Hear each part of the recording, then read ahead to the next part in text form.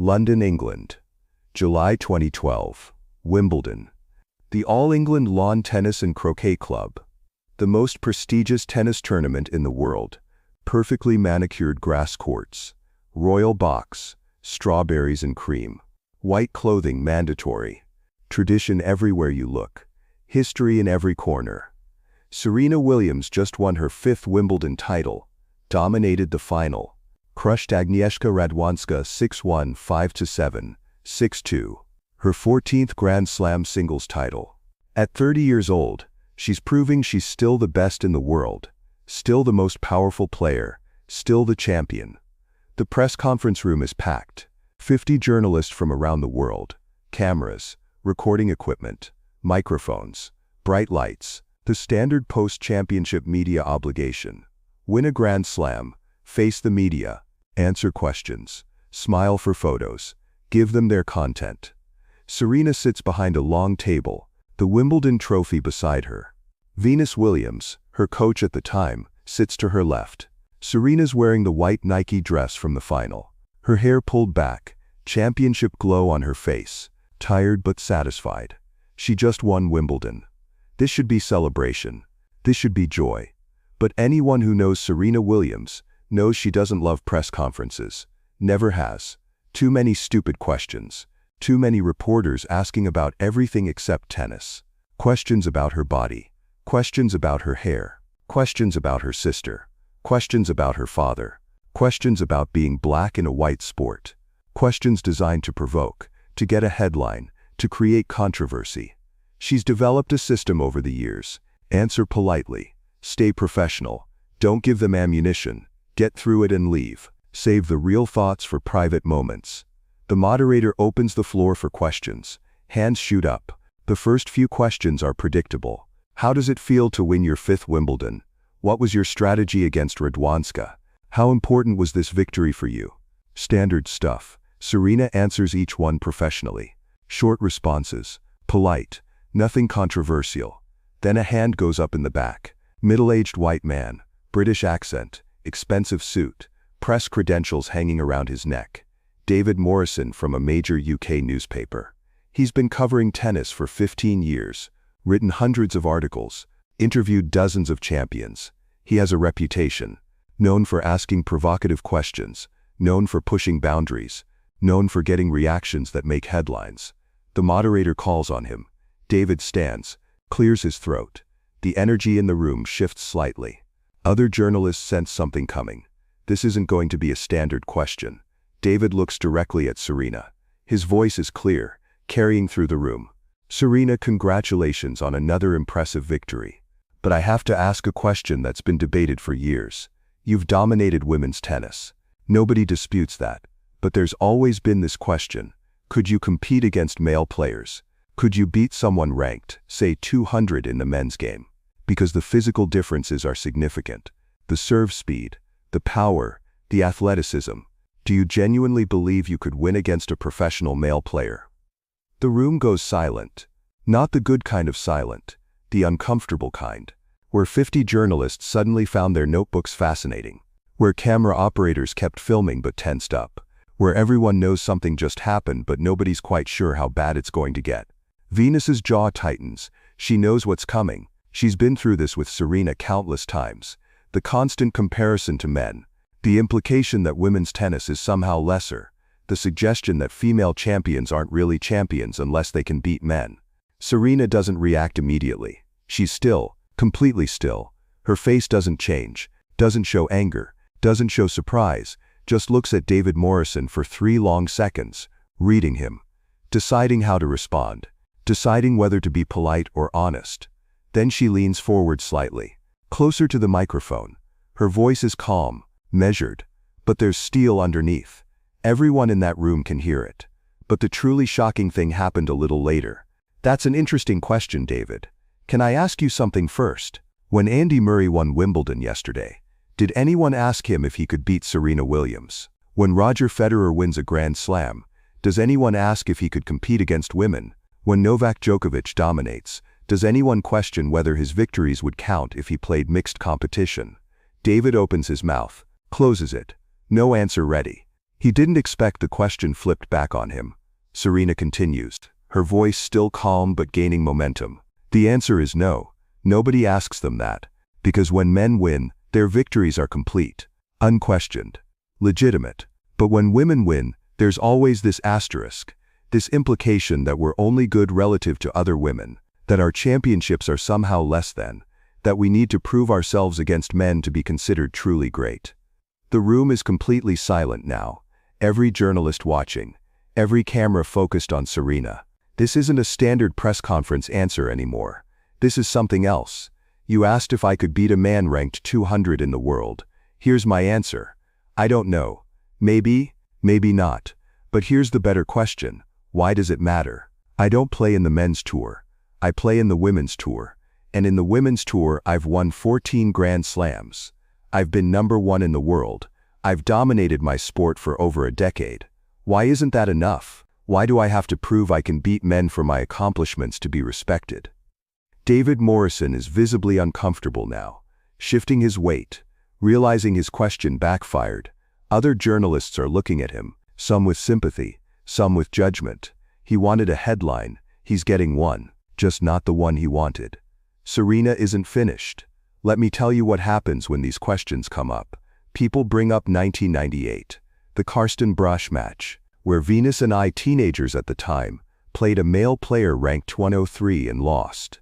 People love bringing that up, love using it as proof that women can't compete with men. But nobody mentions the context. We played one set each, after he'd been drinking beer and playing golf all morning.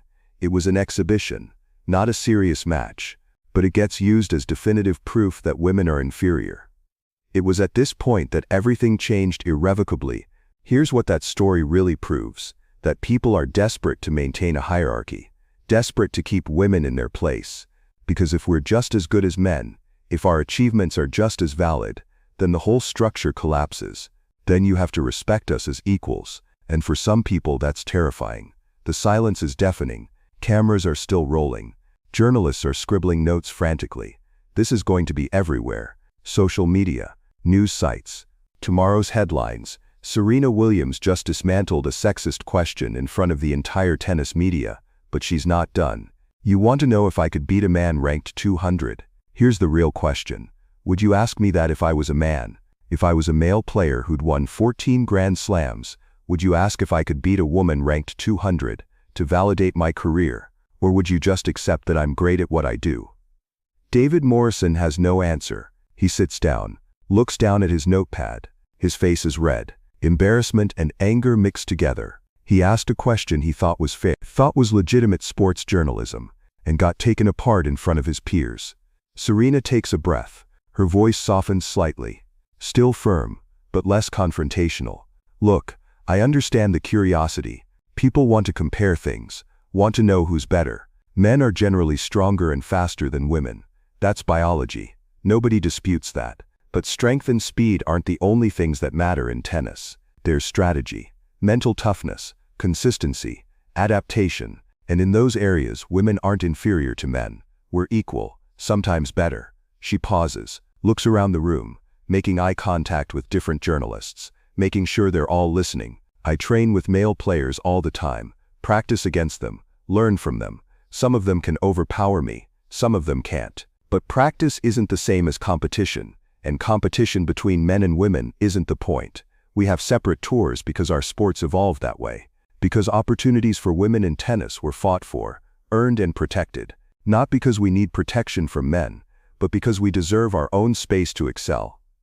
You haven't seen the biggest surprise yet. Another journalist raises her hand. Female, American, she asks. Serena, do you think questions like David's are rooted in sexism? Serena considers this. Doesn't rush to answer. I think questions like that come from a place where women's achievements are still seen as less than. Not intentionally always. Sometimes it's unconscious. But it's there. This need to qualify our success. To compare us to men. To measure us against a standard that doesn't apply to us. She continues. If I was a male player, and I won 14 Grand Slams, nobody would question my greatness. Nobody would say, but could you beat Venus Williams? They'd just accept that I'm one of the best ever. But because I'm a woman, there's always this caveat. This suggestion that my achievements only count within a limited context. Venus speaks up for the first time. Her voice is quiet but clear. This happens to female athletes across all sports. Basketball, soccer, track. It doesn't matter how dominant you are. There's always someone asking if you could compete with men, and it's exhausting, because the question itself implies that what we do isn't enough. The female journalist nods, writes that down. This is the story now. Not Serena's Wimbledon victory, not her tennis performance, but her response to a sexist question. That's what will dominate headlines. Serena knows this, doesn't care. Some things need to be said even when it costs you the narrative you want. David Morrison raises his hand again. The moderator hesitates, looks at Serena. She nods. Let him speak. David stands. His voice is defensive. I want to clarify. I wasn't trying to diminish your achievement. I was asking a question that many fans wonder about. It's a legitimate sports debate. Serena cuts him off. Not rudely, but firmly. Is it though? Is it a legitimate debate? Or is it a way to avoid giving women full credit? Because I've never heard anyone ask if Roger Federer should play mixed doubles to prove his greatness. I've never heard anyone suggest that Rafael Nadal's French Open titles don't count unless he can beat Maria Sharapova. The comparison only goes one way. Always asking if women can measure up to men, never the reverse. David has no response, sits back down. The moderator senses the tension, tries to move on. Any other questions? But the energy has changed. Nobody wants to ask anything now. Anything they ask will seem trivial after what just happened, or worse, might provoke another confrontation. The press conference wraps up quickly after that. Serena thanks everyone, leaves with Venus, the trophy under her arm. In the hallway outside, Venus turns to Serena. That was necessary. Serena nods. I'm tired of being polite about it. Tired of letting these questions slide. Tired of acting like it's okay to constantly question whether women's achievements are real. Venus understands. She's been through it too. The comparisons, the suggestions that women's tennis is somehow less entertaining, less valuable, less legitimate than men's. The constant need to justify their existence in a sport that's supposed to be about hitting a ball over a net, not about gender politics. Wait a minute. Don't miss this detail. The story explodes online within hours. Serena's response is everywhere. Twitter, Facebook, news sites, sports blogs, opinion pieces, think pieces, reactions ranging from complete support to accusations that she's being too sensitive. That David Morrison asked a fair question. That fans have a right to wonder about hypothetical matchups. But something interesting happens in the weeks that follow. Other female athletes start speaking up. Basketball players, soccer players, track stars, all sharing their own experiences with similar questions, all expressing frustration with the constant need to prove themselves against men instead of being celebrated for their achievements in their own sports. The conversation shifts. What started as one press conference response becomes a broader discussion about how society values female athletes, about the double standards they face, about the unconscious biases that shape how their accomplishments are perceived. David Morrison writes a column 2 weeks later. It's titled, "I asked Serena Williams a question I shouldn't have. Here's what I learned." In it, he reflects on the press conference, admits he didn't fully consider the implications of his question, didn't think about how many times female athletes hear variations of it, didn't realize how his question, regardless of intent, contributed to a pattern of diminishing women's achievements. He writes, "I thought I was asking about sports, about competition, about hypothetical matchups that fans debate. But Serena Williams made me realize I was asking something deeper. I was asking her to justify her greatness on terms that are never applied to male athletes. I was implying that her 14 Grand Slam titles, her years of dominance, her incredible career, somehow weren't enough, that she needed to prove herself against a different standard, a male standard." He continues, "I've covered tennis for 15 years, I've interviewed hundreds of players, and I've never once asked a male champion if he could beat a female player, never suggested that his achievements needed that validation. But I asked Serena, and when she called me out, my first reaction was defensiveness. I wanted to explain my intent, to clarify that I didn't mean it that way. But intent doesn't erase impact. The column goes viral, gets shared thousands of times, praised by some, criticized by others as performative, but it represents something, acknowledgement, a journalist admitting he was wrong, acknowledging the bias in his question, committing to do better. Serena reads the column, doesn't respond publicly, but privately. She appreciates it, appreciates that someone actually listened, actually thought about what she said instead of just defending themselves. What you see now is nothing. 3 months later, Serena is at the US Open, another Grand Slam, another chance at a title. She's in a press conference after her quarter-final victory. The room is full again, different journalists, different tournament, but similar energy.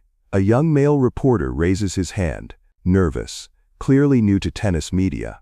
He asks Serena, "Your power game has been dominant this tournament. Do you think, have you ever wondered?" He stops, starts over. "You know what? Never mind. That was going to be a dumb question. Let me ask something better. What adjustments did you make in the second set that helped you close out the match?" The room titters with laughter. Serena smiles, a real smile. "I appreciate you catching yourself." And to answer your actual question, she talks about her strategy, her serve placement, her return position. Tennis, just tennis. After the press conference, that young reporter is approached by David Morrison. David's covering the US Open, sees the young guy looking relieved. "What were you going to ask?" The young reporter shakes his head. "I was going to ask if she thought her power would translate to men's tennis, but then I remembered the Wimbledon thing, remembered what happened to you, realized I was about to make the same mistake." David nods slowly. "Good catch. That question doesn't go anywhere good. Trust me." They talk for a few minutes.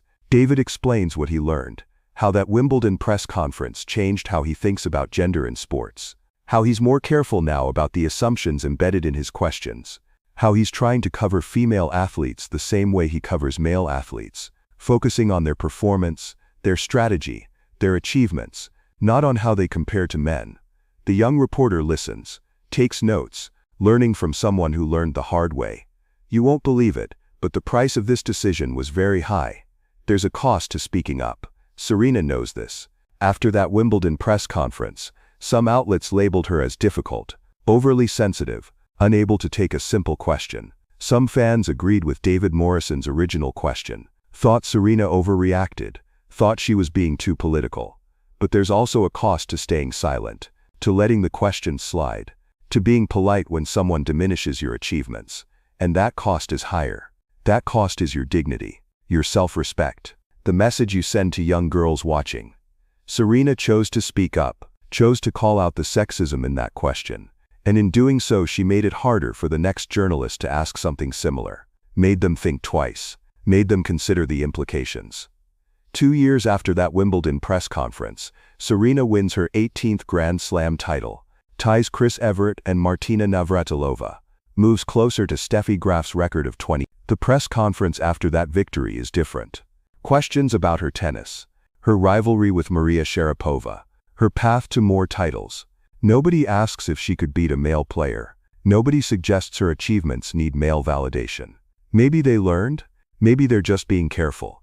Maybe Serena's response at Wimbledon made enough impact that journalists think before asking. Whatever the reason, the questions are better, more respectful, focused on what she actually does instead of hypothetical scenarios that don't matter. One journalist asks, "Serena, you've now tied Evert and Navratilova with 18 Grand Slams. What does that milestone mean to you?" Serena thinks for a moment. "It means I've done what I set out to do.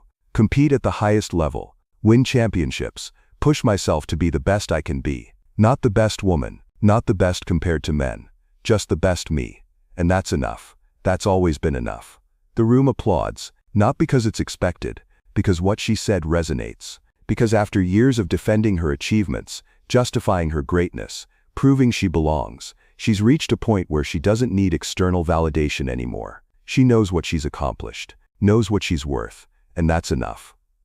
David Morrison is in the back of that press conference room. He doesn't raise his hand, doesn't ask a question, just listens, takes notes, writes a story that night, focused entirely on Serena's tennis, her shot selection, her mental toughness, her place in tennis history.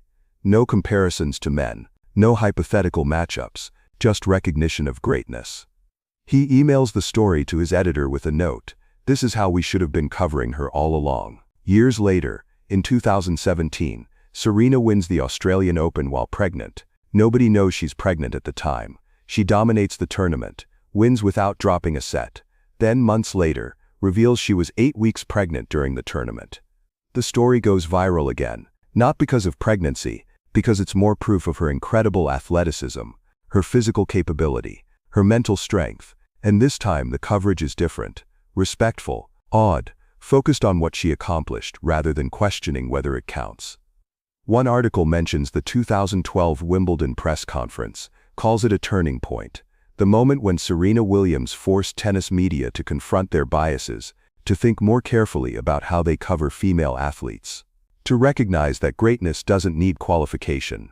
David Morrison writes a follow-up column, 5 years after his original apology. He writes about how that one press conference changed his career, made him a better journalist, taught him to examine his assumptions, to question why he asks certain things of female athletes that he'd never ask of male athletes. He ends with this: Serena Williams won 5 Wimbledon titles. She won 23 Grand Slams total. She dominated tennis for 2 decades, but maybe her greatest achievement was teaching the sports media to do better, to see female athletes as complete, to respect their accomplishments without caveat. I asked her a question I shouldn't have asked. She gave me an answer I needed to hear, and sports journalism is better for it. Who in your life is asking you to prove yourself on terms that don't apply to others?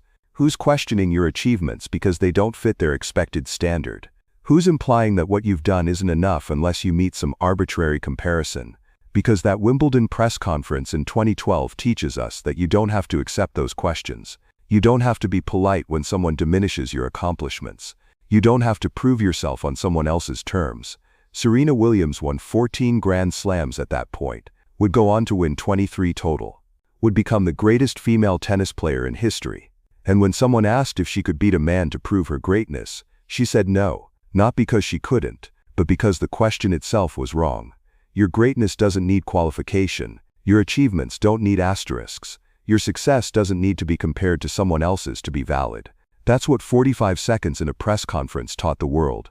That's what one response to one question changed about how we think about female athletes. That's what happens when someone refuses to accept the premise of a question designed to diminish them. David Morrison asked the wrong question. Serena Williams gave the right answer. And tennis media learned to ask better questions. That's not just a press conference moment. That's progress. That's change. That's 45 seconds that echo through every sports interview with a female athlete since. The next time someone asks you to prove yourself on terms that don't apply to others, remember Wimbledon 20. Remember Serena Williams calmly dismantling a sexist question. Remember that you don't owe anyone proof of your worth on their terms. You're enough. Your achievements are enough. Your greatness is enough. No qualifications needed.